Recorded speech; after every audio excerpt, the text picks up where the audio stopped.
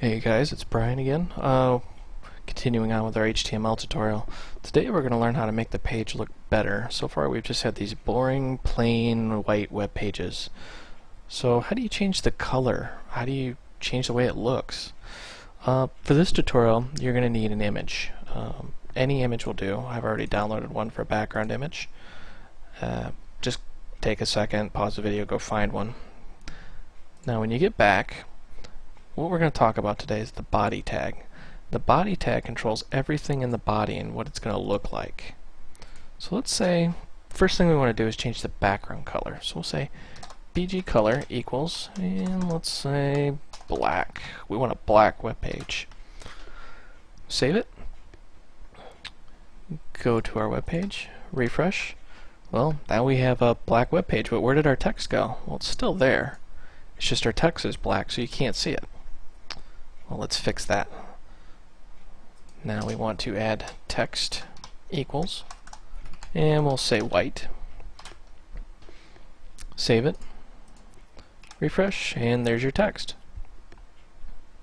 Now we want to add a background image. Now this comes into that image I told you about earlier.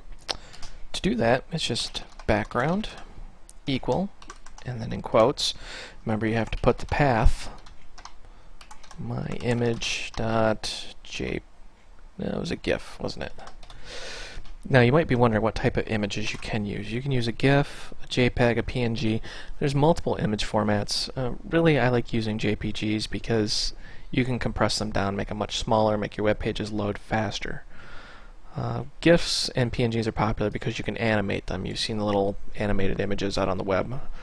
Most of those are, GIFs or PNGs. PNG is popular because GIFs are actually copyrighted, so we're not supposed to be using this image format, but it's okay. For this demonstration, we'll allow it. Go back to our web page, F5, and you see there's our awesome background that we've borrowed off the internet with Hello World. Now let's just add in some elements that we've learned from previous tutorials. Oops.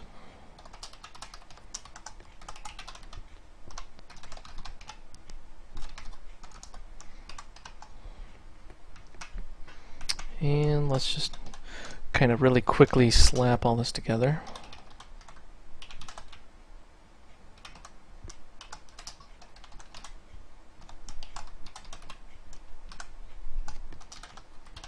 And you see I'm typing rather hurriedly.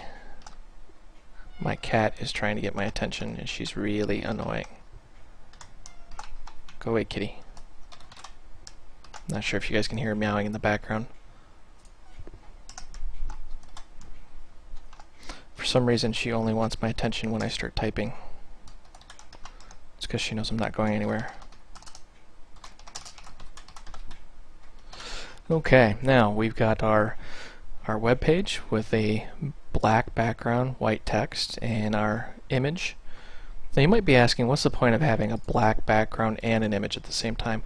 Well, while the image is loading, you might want to change the color. Something similar to what your background image is going to be. We're going to have Hello World. We're going to have it in Arial. Whoops, we forgot a quote. We're going to have it in red, and the size is going to be 7. Hard return, then our Chuck Norris image, 2 hard returns, and then just the text Chuck image. So let's see what this looks like. Hello World, Chuck Norris with the text Chuck Norris.